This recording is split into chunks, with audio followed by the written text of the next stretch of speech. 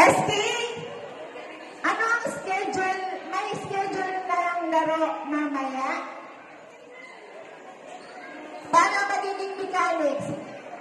For further announcement, mga players, wala nang mangyayaring reklamuhan. Kasi yan ay na-screen na. Ang mangyayari daw, sabi sa akin na SK kagabi, nagpunta sa akin, kung sino magre-reklamo na siyang naglalaro, siya ang alis. Kasi may nangyari na tayong screening before we start